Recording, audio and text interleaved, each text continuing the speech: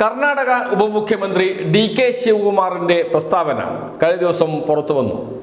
മുഖ്യമന്ത്രി പിണറായി വിജയന് എതിരെയാണ് പ്രസ്താവന. എന്താണ് ഡി.കെ. ശിവകുമാറിനെ ഇത്രമാത്രം പ്രകോപിപ്പിച്ചത്? കർണാടകയിലെ ബുൾഡോസർ രാജിനെതിരെ മുഖ്യമന്ത്രി പിണറായി വിജയൻ പ്രസ്താവന ഇറക്കിയിരുന്നു. അതാണ് ഇത്ര പ്രകോപനപരമായ പ്രസ്താവന നടത്താൻ ഡി.കെ. ശിവകുമാറിനെ പ്രേരിപ്പിച്ചത്. കർണാടകയിലെ ആഭ്യന്തര കാര്യങ്ങളിൽ ഇടപെടരുത് കേരള മുഖ്യമന്ത്രി എന്നാണ് ഡി.കെ. ശിവകുമാർ പ്രസ്താവനയിൽ പറഞ്ഞത്. അത് വെറും ആഭ്യന്തര കാര്യമാണ്. ആ പ്രശ്നത്തിൽ ഇടപെടാൻ, പ്രതികരിക്കാൻ പിണറായി വിജയന് അർഹതയില്ലേ? ഉണ്ട് എന്നാണ് കർണാടക ഉപമുഖ്യമന്ത്രിയോട് ജോൺ ബ്രിട്ടാസ് എം.പി. പറയുന്നത്. എന്തുകൊണ്ട് ഇടപെടുന്നു എന്നുകൂടി കൃത്യമായി വിശദീകരിക്കുന്നുണ്ട് പിണറായി വിജയന്റെ ഇടപെടലിനെ കുറിച്ച് ജോൺ ബ്രിട്ടാസ്. അതും കൂടി കേൾക്കാം. The statement of D.K. Shivakumar is contemptible. Mr. Pinarayi Vijayan is not only the Chief Minister of Kerala, he is one of the tallest political leaders of this country. Did we go to Manipur, Kashmir, Uttar Pradesh, Chhattisgarh because there was elections round the corner in Kerala? Absolutely no.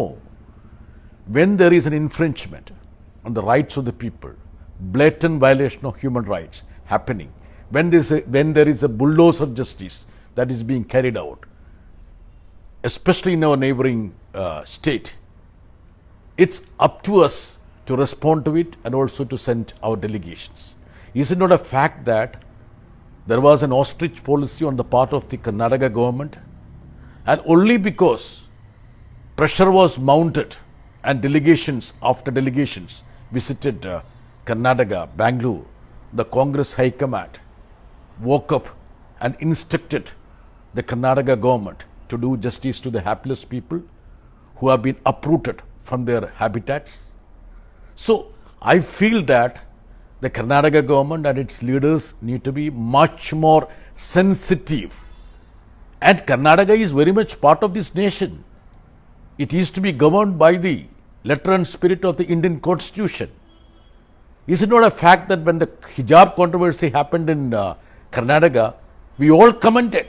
There was a raging debate and discussion across the nation, especially in Kerala. So it is up to a politician of Pinarayi's stature or a political party like CPM to comment on any development that is happening in any part of the country. And Karnataka is not a fiefdom of any politician or a political party. കോൺഗ്രസിന്റെ നിലപാടിനെ, കോൺഗ്രസിന്റെ നയങ്ങളെയാണ് മുഖ്യമന്ത്രി വിമർശിച്ചത്. അത് എല്ലാവർക്കും അറിയുന്ന കാര്യമാണ്. BJP നടപ്പാക്കിയ bulldozer Raj എങ്ങനെ കോൺഗ്രസ് നടപ്പാക്കാൻ കഴിയുന്നു? അത് മുസ്ലിം പ്രശ്നമായിട്ട് മാത്രമല്ല, ഏറ്റവും വലിയ മാനുഷിക പ്രശ്നമായി തന്നെ കാണേണ്ടതല്ലേ? ആ ഒരു ഇടപെടലാണ് CPIM നടത്തിയത്. അതിൻ്റെ ഭാഗമായിട്ടാണ് മുഖ്യമന്ത്രി പിണറായി വിജയൻ പ്രസ്താവന നടത്തിയത്. വെറും പ്രസ്താവന നടത്തുക മാത്രമല്ല, CPIM അതിലിടപെടുകയും കേരളത്തിൽ നിന്ന് KT ജലീൽ, റഹീം MP തുടങ്ങിയവർ സംഭവസ്ഥലം സന്ദർശിക്കുകയും സംസ്ഥാന സർക്കാരിന് മുകളിൽ വലിയ സമ്മർദ്ദം ചെലുത്തുകയും ഒക്കെ ചെയ്തു. ആ സമ്മർദ്ദത്തിൻ്റെ ഫലമായി ആ സ്ഥലം സന്ദർശിക്കാൻ, അവരോട് സംസാരിക്കാനൊക്കെ ഡി.കെ. ശിവകുമാർ അടക്കമുള്ളവർ തയ്യാറായി എന്നോർക്കണം. അപ്പോഴും സൗജന്യമായി വീട് നൽകാൻ കർണാടക സർക്കാർ തയ്യാറായില്ല എന്ന ദുഃഖകരമായ അവസ്ഥ ശേഷിക്കുന്നുമുണ്ട്. എന്നിരുന്നാലും പിണറായി വിജയനെതിരെ ഡി.കെ. ശിവകുമാർ പറഞ്ഞ വാക്കുകൾക്ക് കൃത്യം മറുപടി നൽകുകയാണ് ജോൺ ബ്രിട്ടാസ് ചെയ്തത്. ജോൺ ബ്രിട്ടാസിൻ്റെ വാക്കുകൾ ഇതിനകം തന്നെ ദേശീയ ശ്രദ്ധ നേടിയിട്ടുമുണ്ട്.